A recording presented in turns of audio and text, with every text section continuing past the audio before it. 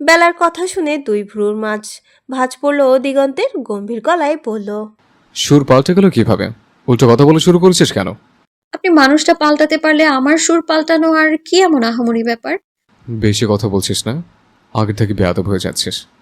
এক কান থেকে আর এক কানে ফোন নিয়ে জানালা দিয়ে বাহিরের পানে তাকালো বেলা, উদাস গলায় ডাকলো, দিগন্ত ভাই, হুম। আপনি মাইশা আপুকে গ্রামে পাঠিয়ে দিন। না। দিগন্তের উত্তর শুনে কেঁপে উঠল বেলার গলা, জোরে জোরে কয়েকবার পলক ঝাপটে দাঁত কিরমিরিয়ে বলে উঠল, না কেন? আপনাদের বাড়ির একটা কাজের মেয়েকে নিয়ে এত ভাবনা কেন হবে আপনার? ওকে নিয়ে সাথে নিয়ে কেন ঘুরেন আপনি? এত ভালো লাগে?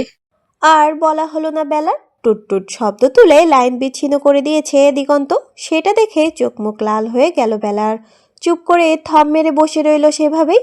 অশ্রুকণা গড়াচ্ছে, সেদিকে খেয়াল নেই। পলকও ফেলছে না আর। কি যেন ভাবছে তো ভাবছেই। শহর জেগে উঠেছে ধীরে ধীরে। সকাল হয়েছে এ ধরনী গাত্রে। চিন্তিত মুখে পুরো ঘরমায় পায়চারি করছে রহমান। বেলার মাথার কাছে বসে জলপটি দিচ্ছে আমেনা। বৃষ্টি থার্মোমিটার হাতে নিয়ে আবারও চেক করলো বেলার শরীরের তাপমাত্রা।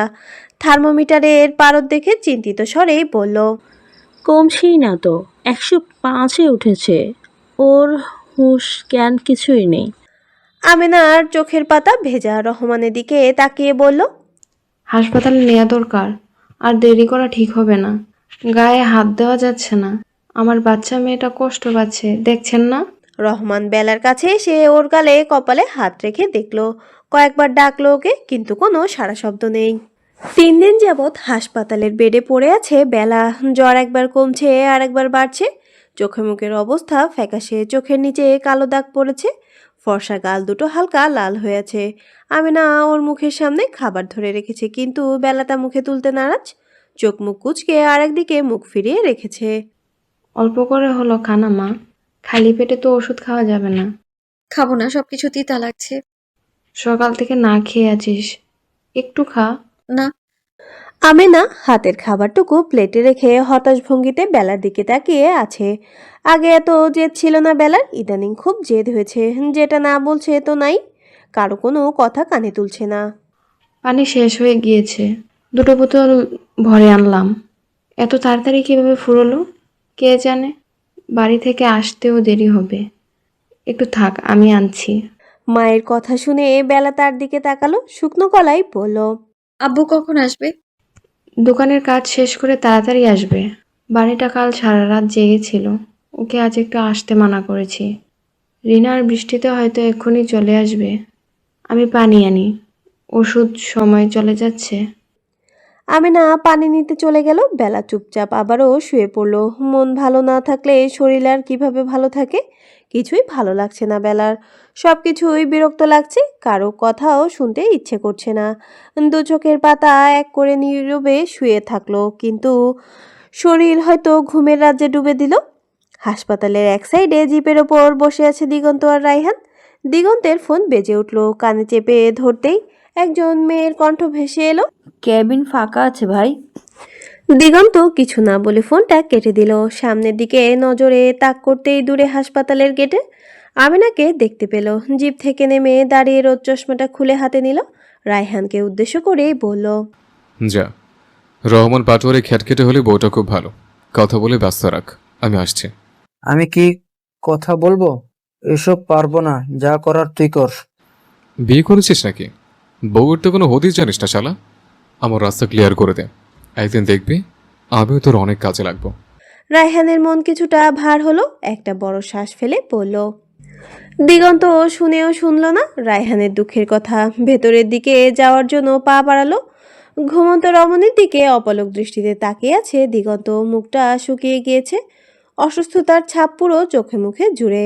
বেনি করা চুল বালিশের একপাশে পড়ে আছে অবহেলায়। পিঠ সরিয়ে কোমরের কাছে নেমেছে চুলগুলো। বেলার গালের সাথে লেপ্টে থাকা 2-3টা চুল হাত বাড়িয়ে সরিয়ে দিল দিগন্ত। বুড়ো আঙুল দিয়ে বেলার নাকের অগ্রভাগে স্পর্শ করলো। মাত্র ধেয়ে আসা তন্দ্রাচ্ছন্ন ভাব কাটল বেলার। শরীর শিউরে উঠল হুট করে। চোখ হালকা খুলে কাঙ্ক্ষিত লোকটাকে দেখে আবারও বুঝে ফেলল। মাথা হেলিয়ে একপাশ করে রাখলো। দিগন্ত বেলার নাক থেকে আঙুল নামিয়ে গালে স্লাইড করতে করতে আদুরে গলায় ডাকলো, বেলা। বেলা শুনলো সেই ডাক। দিগন্তের এই ডাকে ভেতরে কোথাও যেন একটা ভালো লাগা কাজ করে। ওর খুব করে ইচ্ছে করছে সাড়া দিতে, কিন্তু দিবে না। না চোখ খুললো, না একটু নড়লো চড়লো। বড় বেয়াদব তুই, একবার ডাকলে শুনিস না। বেলা নিশ্চুপ, আগের মতো ওই পড়ে আছে। দিগন্ত ঠোঁট কামড়ে ধরে অভিমানী বেলার কাজ কারবার দেখলো। চোখের পাতা নড়ছে, চোখ খুলতে চেয়েও খুলছে না। এইটুকুতে জ্বর বাঁধিয়ে দিলে? শরীরে ইমিউনিটি নাই, আবার ছোট মাথায় এত চিন্তা আনিস। বলার প্রায় মিনিট খানিক পেরিয়ে গেল, বেলার নড়চড় নেই। দিগন্ত বিরক্ত হলো, মুখ দিয়ে চু শব্দ বের করে ধমকে উঠল। এই কথা বল, নাতানের ঘরে নাতান, ধৈর্যের পরীক্ষা নিস। আমার ইগো হার্ট হলে বুঝবে, কেঁদে ভাসালে আর এত তেলাবো না, অসভ্য মেয়ে মানুষ। এ বেলা আর দিগন্তের ধমকেও কাজ হলো না। বেলার কোনো ভাবান্তর নেই। অবাক হলো দিগন্ত, হাঁটু বয়সী মেয়েটা এখনো কে জেদ দেখাচ্ছে। এত কথা খরচ করলো, তাও মুখ থেকে একটা শব্দ বের করতে পারলো না। এখন কি রাগারাগি করে ধমকাবে নাকি নরমভাবে কথা বলবে, নিজেই কনফিউজড হলো দিগন্ত। অতঃপর গলা খাকারি দিয়ে নরম স্বরেই ডাকলো। বেলা, শোনো, শোন। এত মিষ্টি ডাকে আইসক্রিমের মতো গলে গেল বেলার তনুমন। পিটপিট করে চোখ খুলল, ঘাড় সরিয়ে দিগন্তের দিকে ফিরে ওর চোখের দিকে তাকালো। দিগন্ত বেলার দিকে একটু ঝুঁকে ঠান্ডা গলায় বলল। কথা বল। বেলা চোখ মুখ কুঁচকে নিয়ে নাক ফোলালো। সেটা দেখে দিগন্ত ঝট করে দু আঙুলের সাহায্যে ওর নাক টিপে দিল। ব্যথায় বেলার চোখে পানি চলে এলো। নাকে হাত দিয়ে ব্যথাতুর গলায় বলল। লাগালেন কেন? লেগেছে? হ্যাঁ। বেলার চোখ বড় বড় হয়ে গেল। বেলার মুখে হাত চেপে ধরে সেভাবে দিগন্তকে দিকে তাকালো। ও না পণ করেছিল এই বাজে পাষাণ্ড লোকটার সাথে আর কথা বলবে না, কি করে বলে ফেললো। এখন আবারও কান্না পাচ্ছে বেলার। দিগন্ত সরু চোখে চেয়ে দেখলো ওকে। অতঃপর হাত বাড়িয়ে ঢেকে রাখা খাবারের প্লেটটা হাতে তুলে নিল। বেলার মুখের সামনে এক লোকমা খাবার নিয়ে মোলায়েম গলায় বলল। খেয়ে নে। দিগন্তের কথাটা অমান্য করলো না বেলা। ওর মুখের দিকে তাকিয়ে চুপচাপ খেয়ে নিল। খাচ্ছে আর বারবার চোখ ফিরিয়ে দিগন্তের মুখপানে তাকাচ্ছে। দিগন্ত বেলার নজর খেয়াল করেছে, কিছু বলেনি। অল্প একটু খেয়ে আর খেতে পারলো না বেলা। দিগন্তও জোর করলো না। হাত ধোয়ার জন্য উঠতে নিলে আটকে দিল বেলা। দিগন্তের শার্টের এক কোণা চেপে ধরে রেখেছে। প্রশ্নসূচক চাহনিতে বেলার দিকে তাকালো দিগন্ত। বেলা কিয়ৎক্ষণ গাইগুই করে বলল। আপনি কি এখনই চলে যাবেন? কেন? আর একটু থাকবেন না? তুই চাইছিস আমি থাকি? হুম। দিগন্ত হাতের প্লেটটা রেখে দিয়ে বেলার কাছাকাছি এলো। দিগন্তের এত কাছে আসাতে ভেতরে ভালো লাগার জোয়ার বয়ে গেল বেলার। দিগন্ত বেলার চোখের দিকে হালকা ফু দিল। আবেশে চোখের পাতা এক করলো বেলা। বেলার খুব কাছে সে দিগন্ত ফিসফিসিয়ে বলল। আমি তোর কাছে এসেছি জানতে পারলে তোর বাপ আমাকে কারাগারে পাঠাবে। তাড়াতাড়ি সুস্থ হ। তুই নিজ থেকে আমার কাছে না আসা পর্যন্ত আমার হাত পা বাঁধা। কথাগুলো বলে বেলার কাছ থেকে সরে যেতে চাইলে চোখ বন্ধ থাকা অবস্থায় দিগন্তের বুকের কাছে শার্ট আঁকড়ে ধরল বেলা। ধীর স্থিরভাবে চোখ খুলে সরাসরি দিগন্তের কাছে মনে জোড়ায় দৃষ্টি নিবদ্ধ করলো। দিগন্তের এলোমেলো দৃষ্টি তৎক্ষণাৎ আটকে গেল বেলার সম্মোহিত চাহনিতে। কিছুক্ষণ এক দৃষ্টিতে তাকিয়ে থেকে একটা ফাঁকা ঢোক গেল। মন অনেক কিছুই চাইছে, কিন্তু সময় পরিস্থিতি কোনোটাই সঠিক নয়। একটা বড় শ্বাস টেনে বেলাকে বলল। এইভাবে ধরে রেখেছিস কেন? ছেড়ে দে। বেলার কোনো পরিবর্তন নেই। দিগন্তের চোখের দিকে তাকিয়ে ডাকলো। শুনেন। বেলার এহেন সম্বোধন দিগন্তের বুকে গিয়ে আঘাত আনলো। হৃদস্পন্দনের গতি তীব্রতর হলো। গলা শুকিয়ে কাঠ হয়ে এসেছে। মরিয়া হয়ে মাথাচাড়া দিয়ে উঠল অনাকাঙ্ক্ষিত কিছু বাসনা। বেলা এখনো দিগন্তের জবাবের অপেক্ষায়। কয়েকটা শ্বাস টেনে নিজেকে শান্ত করলো দিগন্ত। অতঃপর বেলার একগাল হাত রেখে শান্ত গলায় জবাব দিল। বলেন। দিগন্তের কথা আহ্লাদীপনা বাড়ল বেলার। এতক্ষণের চেহারা ভুল পাল্টে গেল মুহূর্তে। ঠোঁট উল্টে মাসুম চেহারায় গদগদ ভাব নিয়ে বলল। আমার খালি কান্না পায়। বেলার কথায় মৃদু হাসলো দিগন্ত। ওর গালে হাত রেখে জিজ্ঞাসা করলো। তারপর? কেমন যেন লাগে, বুঝতে পারি না আমি। আচ্ছা, তারপর? বারবার আপনার কথা মনে পড়ে আমার। তখন সবকিছু বিরক্ত লাগে, আপনাকে দেখতে ইচ্ছে হয় খুব। তারপর? এবার বেলার চোখ গড়িয়ে পানি পড়লো। দিগন্ত ঠান্ডা চোখে দেখলো সেটা। নিচে গড়িয়ে পড়ার আগেই আঙুল দিয়ে মুছে দিল। ওর বুকের কাছে বেলার ধরে রাখা হাত জোড়া নিজের দাবাং এক হাতের মাঝে নিল। বেলা নাক টেনে কিছু বলতে চাইলে আটকে দিল দিগন্ত ভারী গলায় বলল।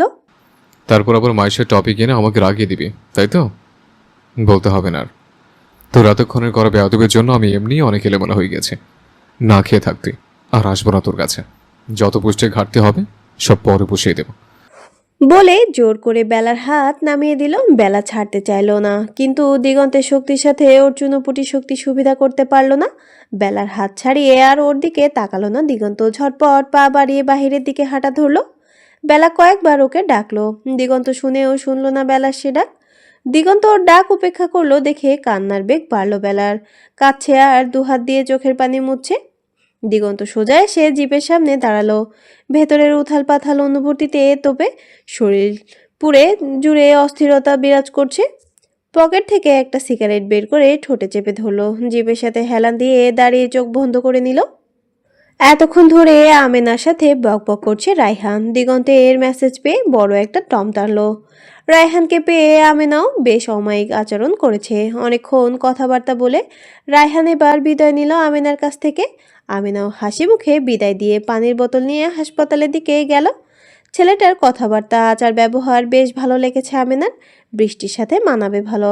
আজ রহমানের সাথে কথা বলবে এ ব্যাপারে। রায়হান দিগন্তের কাছে এসে হাঁপ ছাড়ল। কি থেকে কি বলেছে তা নিজেরই জানে না।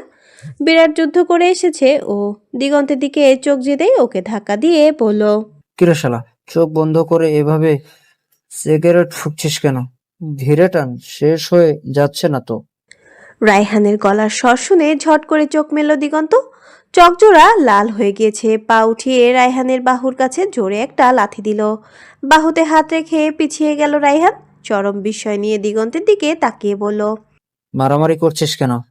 আমি কি করলাম? সব নষ্টের মূল তুই। বিয়ে করে বউকে সামনে রাখতে পারিস না, সেটাও আমাকে দেখতে হচ্ছে। এদিকে নাতানের ঘরে নাতান কিছু না বুঝে নিজের ক্ষতি করছে। জ্বরে শুকিয়ে কাঠ হয়েছে। বিয়ে করে মেয়েটাকে রেখে পালিয়েছিলে কেন হারামজাদা? শালা তুই একটা কাপুরুষ।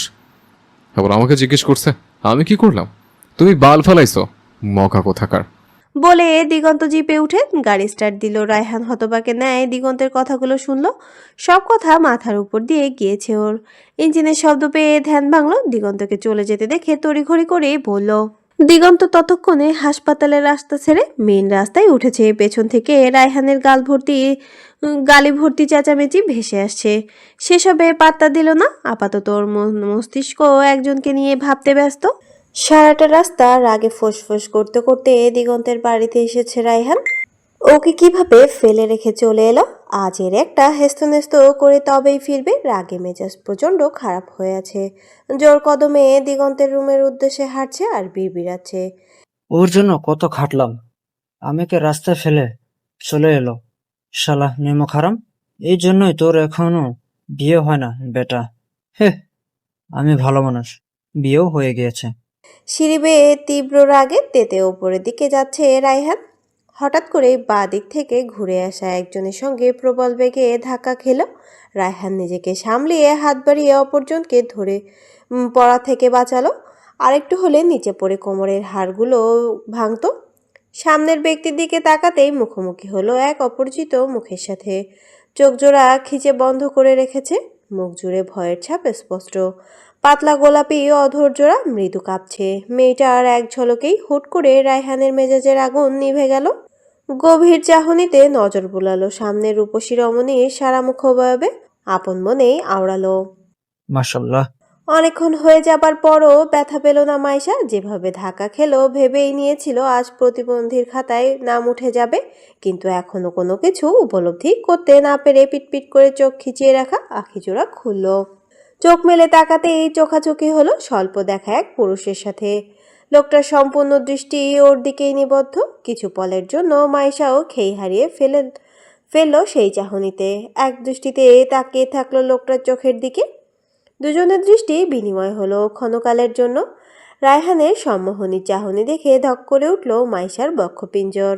সহসা ছিটকে দূরে সরতে চাইল, কিন্তু পারল না। রায়হানের দুহাত ওর কোমর ধরে রেখেছে। মাইশার নড়াচড়ায় ধ্যান ভাঙল রায়হানের। নিজের হাতের অবস্থান টের পেয়ে সরিয়ে নিল তখনই। ছাড়া পেয়ে মাইশাও তীর পেকে রায়হানের থেকে কয়েক কদম দূরত্ব বাড়ালো। রায়হানের তীক্ষ্ণ গভীর নজর এখনো মাইশাতেই আটকে। মাইশার এলোমেলো পলক ঝাপটানো চোখের দিকে তাকিয়ে কিছু একটা আন্দাজ করলো। অতঃপর ঠান্ডা গলায় জিজ্ঞাসা করলো, তুমি মাইশা? অপ্রস্তুত মাইশা হলো। লোকটা তো বলেছিল ওর মুখ দেখতে চায় না, কিন্তু হুট করে কোথা থেকে চলে এলো আর ওর সাথেই ধাক্কা খেতে হলো। ওনার কোনাটা বড় করে টেনে এনে মাথায় ভালোভাবে চাপিয়ে দিল মাইশা। মিনমিন স্বরে বলল, জি জি, দেখে হাঁটতে পারো না? এখনই তো পড়ে যেতে। আমি দেখেই হাঁটছিলাম, আপনি হুট করে এসে ধাক্কা লাগিয়েছেন। ভ্রুর মাঝে ভাঁজ পড়ল রায়হানের। মাইশা বাড়ানো দূরত্বটুকু কমিয়ে ওর সামনাসামনি এলো। ওর দিকে একটু ঝুঁকে ধীর কণ্ঠে বলল, কয়েকবার দেখা হয়েছে আমাদের, তবে কখনো তোমার মুখ দর্শন হয়নি। তুমি যেমন মিষ্টি দেখতে, তোমার কণ্ঠস্বরেও সেরকম মিষ্টিতা আছে। Your man will be the luckier one. বলে সোজা হয়ে সামনের দিকে পা বাড়ালো রায়হান। মাইশা এক জায়গায় ঠায় দাঁড়িয়ে, চোখ বেয়ে একটা ফোঁটা অশ্রুবিন্দু গড়িয়ে পড়ল। রুমে এসে দরজা চাপিয়ে দিয়ে মাথার ওনাটা ফেলে দিল মাইশা। সোজা গিয়ে দাঁড়ালো ড্রেসিং টেবিলের সামনে। নিজের চেহারার প্রতিবিম্বের দিকে তাকিয়ে থাকলো কিয়ৎক্ষণ। পায়ের উপর পা তুলে বেড সাইডে হেলান দিয়ে বসে আছে দিশা। চালাতে থাকা ফোন থেকে চোখ সরিয়ে মাইশার দিকে তাকালো। মাইশা নিজেকে দেখতে দেখতে দিশাকে বলল, দিশা, আমি কেমন দেখতে? পূর্বের অবস্থা ছেড়ে একটা বালিশ কোলে নিয়ে পা মুড়িয়ে বসলো দিশা। চটপটে গলায় বলল, সে আর বলতে, আমি যদি ছেলে হতাম এতদিনে তোমাকে নিয়ে ফুরুত করে উড়াল দিতাম সুন্দরী। ইস, কি সুন্দর ঝাক্কাস একটা মেয়ে আমার সামনে। আমার সাথেও ফ্লার্ট করছো? মুখের কথা ছেড়ে মেকি হাসলো দিশা। মাইশা দুগালে হাত রেখে হালকা স্বরে বলল, আমি নাকি দেখতে মিষ্টি? এটা আবার কেমন প্রশংসা করলো লোকটা? দিশা বুঝলো না মাইশার কথা। ভ্রু নাচিয়ে জিজ্ঞাসা করলো, কি বললে? মাইশা গাল থেকে হাত নামিয়ে দিশার কাছে এলো। ওর ফোনের দিকে উকি দিয়ে বলল, কিছু না, তুমি খুঁজে পেলে? পেয়েছি, ফ্রেন্ড রিকোয়েস্ট দিয়েছি, অ্যাকসেপ্ট না করলে মান সম্মান শেষ আমার। তারপর আবার ফোন মাইশার সামনে ধরে উৎফুল্ল গলায় বলল, ডিপিটা দেখো জোসনা, পোলাটা হ্যান্ডসাম, আমার ভালো লাগছে, সাথে গানের গলাটাও ওয়াও। ধরো আমরা প্রেম করলাম বা বিয়ে হয়ে গেল, তারপর খালি রোম্যান্টিক রোম্যান্টিক গান গাইবে আর ইস, ধ্যাত, লজ্জা পাই, আর ক্রাশ খাবো না, এটাই ফাইনাল। বলে লজ্জা পাওয়ার ভান ধরলো দিশা। মাইশা হেসে দিল ওর ফেস এক্সপ্রেশন দেখে। দিশার হাত থেকে ফোন নিয়ে নামতেই চোখ বুলালো। ফাহাদ দাওয়ান প্রোফাইল লক করা। দেখা শেষে ফোনটা দিশার হাতে দিতে দিতে বলল, আগে অ্যাকসেপ্ট করুক, তারপর লজ্জা পেয়ে উল্টে পড়ে থাকিও। তোমার আবার যে মুখের বুলি, দেখা গেল তুমি লজ্জা না পেয়ে সে লজ্জা পাচ্ছে। মাইশার কথা শুনে দিশা ফিক করে হেসে দিল। তারপর হাসি থামিয়েই বলল, না, এরকম হতে দেয়া যাবে না, আজ থেকে ফ্লার্টবাজি কমিয়ে দিলাম। মাইশা হাসলো দিশার কথা শুনে। তৎক্ষণাৎ আবার দিশার ফোনের স্ক্রিনে ইশারা করে বলে উঠল, পাশের ডিপির ছেলেটাকে দেখো, সুন্দর আছে। চোখজোড়া মুহূর্তেই চকচক করে উঠল দিশার। মুখের বড় হাসি ঝুলিয়ে তড়িঘড়ি ঘাড় নামিয়ে ফোনের দিকে তাকাতে তাকাতে বলল, থামো থামো, একটু খাতের জমিয়ে আসি। পরক্ষণে ফোনের ব্ল্যাক স্ক্রিনের দিকে নজর পৌঁছাতে হাসি মুখ চুপসে গেল। সরু চোখে মাইশার দিকে তাকিয়ে বলল, এটা ঠিক না, তুমি এভাবে বোকা বানালে। মাইশা খিলখিলিয়ে হেসে উঠল। মুখ ভোতা করে কিছুক্ষণ চুপ থেকে দিশাও জোরে হেসে দিল। দুই রমণীর হাসিতে মেতে উঠল পুরো রুমটা। সন্ধ্যা পেরিয়ে রাতের প্রথম ভাগের আগমন ঘটেছে। টং ঘরে দুমছে, আড্ডা চলছে সবার। দোকানদার একের পর এক চা বানাচ্ছে, আর তার 12 বছর বয়সী ছেলেটা সেগুলো আড্ডার মাঝে দিয়ে আসছে। দিগন্ত রায়হান পুরো দলবল নিয়ে টং ঘর জমজমাট করে রেখেছে। সাদা ধুলোর মাঝে ক্যারামেল লাল গুটিটাকে হাতের মাঝে রাখা বড় গুটিটা দিয়ে নিশানা করে ছুঁড়ে মারল দিগন্ত। লাল রঙা গোলাকার গুটিটা বড় সাইজের গুটি, ধাক্কা পড়ে গেল গর্তে। তা দেখে আঙুলের মাঝে রাখা ধোয়া ওঠা সিগারেটটা টান দিল। রতন চায়ে চুমুক দিয়ে বলল, 2 দিন থেকে ওই দল খুব শান্ত আছে ভাই, কোথাও কোনো ঝামেলা করেনি এখনো। টং ঘরের ওদিকেও আসেনি কেউ।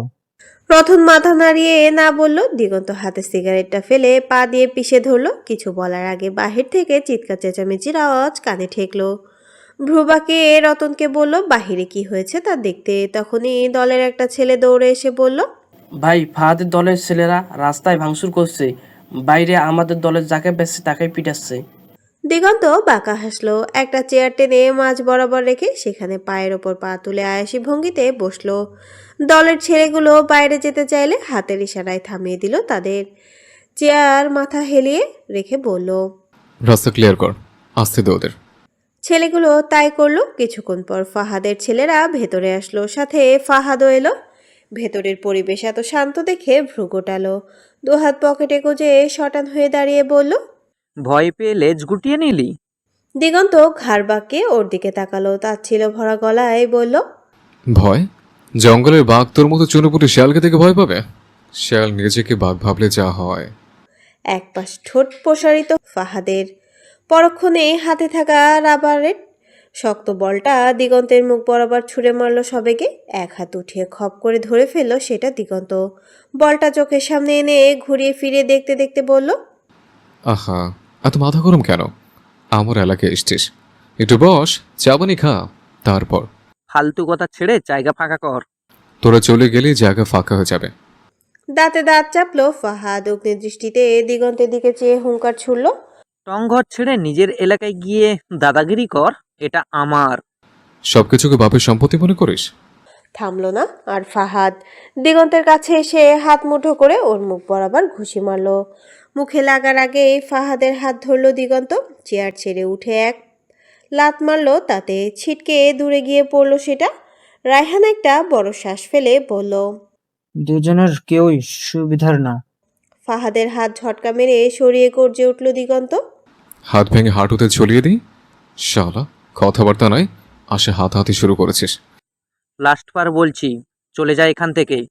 আরও কিছুক্ষণ কথা কাটাকাটি চলল দিগন্ত ফাহাদের। রাগারাগির এক পর্যায়ে মারামারিতে রূপ নিল। সবাই চুপচাপ দাঁড়িয়ে আছে। মাঝখানে দুজনের প্রচণ্ড মারামারি চলছে। কেউ কাউকে ছাড় দিতে রাজি না। দিগন্ত ফাহাদকে মারছে, ফাহাদও দিগন্তকে মারছে। নাক মুখ ফেটে রক্তাক্ত হয়েছে দুজনের, তবুও মারামারি চলছেই। শেষ পর্যায়ে ফাহাদ কোমরের পেছন থেকে রিভলভার এনে দিগন্তের সামনে ধরল। থামলো দিগন্ত। ওর দিকে তাক করা বন্দুক দেখে ঠোঁট বাঁকিয়ে হাসলো। আঙুল ফেটে ঝরঝর করে রক্ত ঝরছে। হাত ঝাড়তে ঝাড়তে বলল, শালা, গায়ের জোর শেষ নাকি আমার হাতের মার সহ্য করতে পারছিল না? ছি, দুটো লাগতে কুপকাত। কাপুরুষের মতো হাতে বন্দুক নিয়ে দাঁড়িয়ে পড়ছে। থু।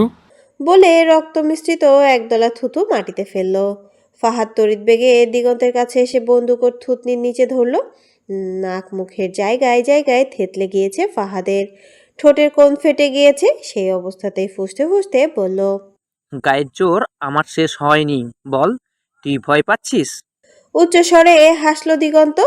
ফাহাদ বন্দুকটা আরো জোরে চেপে ধরলো। ওর থুতনিতে হাসি থামিয়ে দিগন্ত তেসরা গলায় বলল, তোর মতো শিয়ালকে দিগন্ত তালুকদার গুণেও দেখে না, দম থাকলে মেরে দেখা। রক্তচক্ষু নিয়ে বন্দুক সরিয়ে নিল ফাহাদ। সেটা দেখে আবারও হাসলো দিগন্ত। কমিশনার বাপের বন্দুক তুলে এনে আমাকে ফাপড় দেখাচ্ছিস?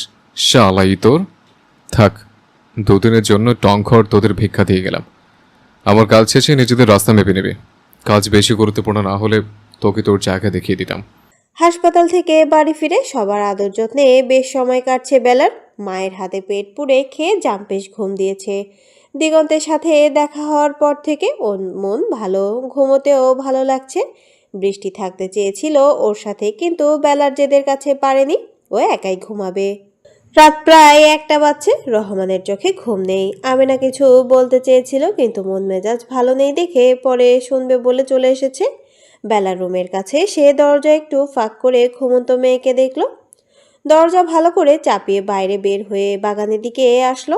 আধারের মাঝে নিস্তব্ধ পরিবেশের মাঝে দাঁড়িয়ে সময় নিয়ে গভীর চিন্তা ভাবনা করলো। অতঃপর ফোনে কাঙ্ক্ষিত নাম্বার বের করে কল লাগিয়ে দিল। গভীর রাতে কানে ফোন চেপে ধরে একাধারে কথা বলছে এই রহমান। ছোট শালিকা রোমানার সাথে সব কথাবার্তা শেষে ফোন রাখলো। চিন্তিত মন শান্ত হলো কিছুটা। দুহাত পেছনে রেখে আধারে মরানো আকাশের দিকে চেয়ে নিজের করা কাজের ওপর নিজেই প্রশ্ন করলো। মেয়েকে দূরে পাঠানোর সিদ্ধান্ত নিয়ে ভুল করলো? পরক্ষণেই নিজের জবাব দিল, ভুল করেনি। মেয়ের সুরক্ষার উজ্জ্বল ভবিষ্যতের জন্য যে পথ বেছে নিয়েছে তাতে কোনো ভুল নেই। শব্দ তুলে হাতে থাকা মুঠোফোনটা বেজে উঠল। আকাশের দিক থেকে নজর সরিয়ে ভ্রু গুটালো রহমান। এত রাতে তো কেউ ফোন দেবার কথা না। রোমানার সাথে যতটুকু কথা বলার ছিল তা তখনই সম্পূর্ণ করেছে। ফোন সামনে এনে সেভ করা নাম দেখে গোটালো ভ্রু বিরক্তিতে আরো কুঁচকে গেল। ধরবে না বলেও ধরলো। দিনকাল ভালোই চলছে পাটোয়ারি সাহেব। খারাপ চলার মতো কিছুও হয়নি। রহমানের দাম্ভিক কথায় ঠোঁট বাঁকালো দিগন্ত। ঘুষি খাওয়ার ফলে হাসতে গিয়ে গালে ব্যথা পেল, কিন্তু তোয়াক্কা করল না। শুনলাম আপনার ছোট মেয়ে জ্বর বাঁধিয়েছে। শুনছো যখন তখন তাই, জিসনাল ফিভার। যদি বলি আমার প্রেমে পড়ে আপনার মেয়ের জ্বর এসছে। মুখের কাঠিন্যতা ছেড়ে শব্দ করে হাসলো রহমান, কণ্ঠে কৌতুকতা মিশিয়ে বলল, পাগলের সুখ মনে মনে। দিগন্ত কম কিসে রহমানকে ফিরতে জবাব দিল তখনই। আসলেই তাই। এই যেমন আপনি আপনার নিছক একটা ভাবনায় সুখ খুঁজে পাচ্ছেন। রহমানের হাসি মুখে ঝামা পড়ল, গম্ভীর গলায় বলে উঠল, তোমার সাথে আমার মস্করা করার সম্পর্ক নয়। এত রাতে ফোন দিয়েছো কেন? মেয়ের চিন্তা আপনার ঘুম আসছে না, তাই সঙ্গ দিতে ফোন দিলাম। আফটার অল দিগন্ত তালুকদারের মন আপনার মতো ছোট না। রাগে চোয়াল আট হলো রহমানের, কিছুটা শক্ত কণ্ঠেই বলল, ধরলাম মেয়ের চিন্তায় ঘুমাইনি আমি, কিন্তু তুমি রাত জেগে কি করছো? গুন্ডামি, মাতলামি আর অন্যের পিছে লাগা ছাড়া তো আর কাজ নেই। চুলে হাত দিয়ে ব্র্যাক ব্রাশ করতে করতে ঠোঁটজোড়া কিঞ্চিত প্রসারিত করলো দিগন্ত। আহা, প্রশ্নটা করে লজ্জায় ফেলে দিলেন যে পাটোয়ারি সাহেব। শ্বশুরের সামনে কিভাবে বলি তার মেয়ে আমার স্বপ্নে এসে বড্ড পীড়া দেয়। রাতকে রাত সে ভয়ে ঘুম আসে না। যদি আমি লজ্জাশীল না, তবে ম্যানার্স ভালো বলে কথাটা বলতে পারলাম না। গাল ফুলিয়ে বড় শ্বাস ছাড়ল রহমান। এই ছেলের কথার মার পেঁচে কিছুতেই পড়বে না। তাচ্ছিল্যতার সাথে এই বলল, নিজের লিমিটের মধ্যে থাকো। বলেছিলে আমার মেয়ে থেকে দূরে থাকবে, ভুলে গেলে? এই তোমার কথার দৌড়। আমাকে কখনো সচক্ষে দেখেছিলেন আপনার মেয়ের আশেপাশে? না। এক্স্যাক্টলি, এটা আমার কথার দৌড়। একটা জোয়ান ছেলের কথার কাছে চুল পাকা ধরা রহমানের কথা টক্কর খাচ্ছে। ভাবলেই রক্ত ছলকে উঠছে রহমানের। রাগী গলায় হুঙ্কার ছুড়ে বলল, আদব কায়দাহীন ছেলে, বড়দের সাথে কিভাবে কথা বলতে হয় জানো না? রাখো ফোন। কান থেকে ফোন নামে দুপাশে না ভঙ্গিতে মাথা নাড়ল দিগন্ত। আফসোসের সুরে বলল, কি জ্বালা, দিগন্ত তালুকদারের সাথে কথায় না পেরে লোকটা চেতে গেছে। কয়েকদিন রেস্টে থেকে এখন পুরোপুরি সুস্থ হয়ে উঠেছে বেলা। আজও রেজাল্ট বেরিয়েছে। পাটোয়ারি বাড়ি আনন্দে মেতে আছে। গোল্ডেন প্লাস এসেছে বেলার। রেজাল্ট পাওয়ার পর থেকে খাওয়া দাওয়া আর আদর যত্নের কমতি নেই। বাবু সেজে সবার আদর সোহাগ দেখছে বেলা, সাথে মাথার বিরাট ফন্দি আটছে। রহমান পাটোয়ারির হাত বোঝাই করে মিষ্টির প্যাকেট এনেছে। মেয়ের সাথে কথাবার্তা শেষ করে আবার ছুটল নিজের কাজের উদ্দেশ্যে। এতক্ষণ বেলা চাতক পাখির ন্যায় অপেক্ষা করছিল। যেই না রহমান চলে গেল অমনি আমেনার কাছে জেদ ধরল তালুকদার বাড়ি যাবে। আমেনাও সাত পাঁচ না ভেবে বৃষ্টির সাথে যাওয়ার পারমিশন দিয়ে দিল। পারমিশন পেয়ে বেলা লাফাতে লাফাতে রুমে এলো। আলমারিটা ঘেটে ঘেটে লাল টকটকে রাঙা একটা থ্রি পিস বের করলো। আয়নার সামনে গিয়ে গায়ের সাথে জড়িয়ে হেলে দুলে দেখলো নিজেকে কেমন লাগছে। ভালো লাগছে দেখে ঝটপট পরে ফেললো। অতঃপর আবারও আয়নার কাছে এসে একটু সাজলো। ঠোঁট রাঙালো হালকা লাল লিপস্টিকে। কোমর ছুঁই ছুঁই চুলগুলো ছেড়ে দিল। সামনে ছোট চুলগুলো দুদিক থেকে টেনে এনে একটা ছোট ক্লাচ দিয়ে আটকে দিল। উন্মতো তৈরি হয়ে বৃষ্টির সাথে চলল পাটোয়ারি বাড়িতে। বের হওয়ার সময় দুজনের হাতে মিষ্টি ধরিয়ে দিল আমেনা। ঘণ্টাখানেক হয়েছে তালুকদার বাড়ি এসেছে বেলা, কিন্তু মনটা ভার হয়েছে। যার জন্য এত আয়োজন করে এলো সেই বাড়িতে নেই। সবাই ড্রয়িং রুমে বসে গল্প করছে। কথা বলার এক ফাঁকে মাইশা খেয়াল করলো বেলার মনোযোগ নেই। বেলা, কি হয়েছে? মন খারাপ? মাইশার কথার উত্তর দিতে ইচ্ছে হলো না বেলার। সবাই উপস্থিত থাকলেও দিশা রুমে ভাত ঘুম দিয়েছে, তাই উঠে দাঁড়িয়ে বলল, তোমরা কথা বলো, আমি বরং দিশা আপুর ঘুম ভাঙিয়ে আসি। বানি ওকে আটকাতে চাইলে মিতালি থামিয়ে দিল। বেলাকে যেতে বলল। বেলাও আর দাঁড়ালো না। সিঁড়ি বেয়ে ওপরের দিকে হাঁটা ধরলো। মাইশা কিছুটা অবাক হলো। ও প্রশ্ন করলো অথচ বেলা শুনেও উত্তর দিল না। তবে সবার কথাবার্তার মাঝে ভুলে বসলো এই ছোট্ট ব্যাপারটা। উপরে উঠে দিশার রুমের দিকে সামনে এসে থামলো বেলা। হাট খোলা গেট দিয়ে দেখলো ভেতরের দিকে হাত পা ছড়িয়ে ঘুমাচ্ছে দিশা। তা দেখে আবার হাঁটা ধরলো বেলা। দোতলার সবচেয়ে শেষের রুমে এসে থামলো আবারও। ভিড়ানো দরজাটা হাত দিয়ে ঠেলা দিল, খুলে গেল দরজাটা। গটগট পায়ে রুমের ভেতরে এলো বেলা। চোখ ঘুরিয়ে ঘুরিয়ে পুরোটা দেখলো। অতঃপর মুখ ফুটে দুঃখী গলায় বলল, রুম আছে কিন্তু রুমের মানুষটা নেই। কত তালবাহানা করে এলাম, কাজের কাজ কিছুই হলো না। পুরো রুম ব্যালকনি ঘুরঘুর করলো বেলা। পরিপাটি ঘর দেখে মুখ ভ্যাটকালো দিগন্তের। অ্যাস্ট্রের কাছে সে ঠোঁট কামড়ে ধরে তাকিয়ে থাকলো কিয়ৎক্ষণ, অতঃপর হাত উঠিয়ে আলতো ধাক্কা দিয়ে মেঝেতে ফেলে দিল সেটা। ট্রেতে জমে থাকা সিগারেটের ছাইগুলো ফ্লোরের কিছু জায়গায় ছড়িয়ে গেল। তা দেখে হাসলো বেলা। পা ঘুরিয়ে এলো কালো কাউচের কাছে। একটা সাদা শার্ট রাখা সেখানে, হাতে তুলে নিল সেটা। ছোট ছোট পা ফেলে দিগন্তের বেডসাইড টেবিলের থেকে নীল মার্কারটা নিল। মেঝেতে হাঁটু গেড়ে বসে ভাঁজ করে রাখা শার্টটা খুলল পুরোপুরি।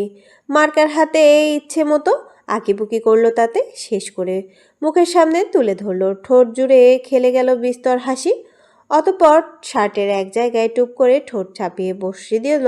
হালকা লিপস্টিক দেওয়ার কারণে সাদা শার্টে সেটা স্পষ্ট বোঝা গেল না। তা দেখে হাস্যরত মুখ কালো হলো। কান্না এলো বেলার। শার্টটা সেখানেই ফেলে রেখে ধূপধাপ করে দৌড় লাগালো দিশার ঘরের দিকে। এসে দিশাকে ধাক্কাধাক্কি করে ডাকলো, কিন্তু দিশার ঘুমের কাছে বেলার সে ডাক হার মানল। দিশাকে ছেড়ে দিয়ে ও ড্রেসিং টেবিলের কাছে এসে হাতটা সব জায়গা দেখলো বেলা। অবশেষে নিচের ড্রয়ারে এসে পেল একটা লাল লিপস্টিক। গাঢ় করে ঠোঁট রাঙিয়ে পুনরায় ছুটলো দিগন্তের রুমের দিকে। রুমে এসে ফেলে রাখা শার্টটা হাতে নিয়ে পূর্বের জায়গায় ঠোঁট ছোঁয়ালো। এবার ঠিক আছে, দাগ স্পষ্ট বোঝা যাচ্ছে। দেখে মনে হচ্ছে। মন খুলে হাসলো। যেভাবে গুছিয়ে রাখা ছিল সেভাবেই গুছিয়ে কাউচের উপর রাখলো। উল্টো ঘুরে রুম থেকে চলে যাওয়ার জন্য কয়েক পা আগাতে খট করে শব্দ ভেসে এলো। চলন্ত পা দয় থেমে গেল মুহূর্তেই। শব্দের উৎসের দিকে চোখ ঘোরাতে মাথায় বাজ পড়ল বেলার। চোখ বড় বড় করে চেঁচিয়ে উঠল।